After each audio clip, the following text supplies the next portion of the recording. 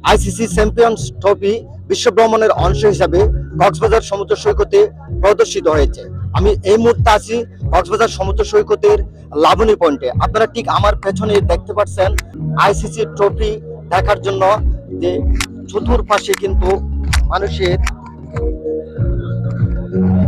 একেবারে ঝাঁকঝমক ভাবে তারা দেখতেছে। তারা অনেকেই এই যে ট্রফির সাথে তারা সেলফি করছে, অনেকে দেখে তাদের উচ্ছ্বাসিত প্রকাশ করছে। 5 দিনের সফরে বাংলাদেশে আসে ট্রফিটি।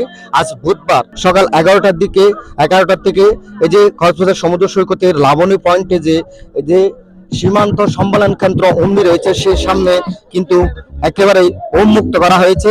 এত বড় একটা ট্রফি আমাদের দেশের অত্যন্ত বড় একটি অর্জন। এতদিন টিভিতে বা নিউজ মিডিয়াতে দেখে এসেছি এই ট্রফিটা, খুবই ভালো লেগেছে, কিন্তু আজকে সামনাসামনি দেখে আমি আসলে অত্যন্ত খুশি এবং গর্ববোধ করছি। সমুদ্র সৈকতে এসে এই ট্রফিটা দেখে অনেক ভালো লাগছে এবং আশা করি আমাদের বাংলাদেশ এই ট্রফিটা অর্জন করতে পারবে।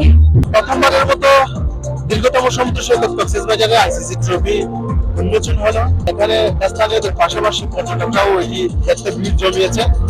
সকলের মনে একটা উচ্ছ্বাস কাজ করছে যেটা দেখতে পেলাম। আর যারা তরুণ ক্রিকেটার আছে তাদের একটা অনুপ্রেরণা কাজ করছে। আসলে এই ট্রফি ছোঁয়ার জন্য তারা একদিন বাংলাদেশের হয়ে খেলবে, সেই জন্য তারা একটা অনুপ্রেরণা পাচ্ছে।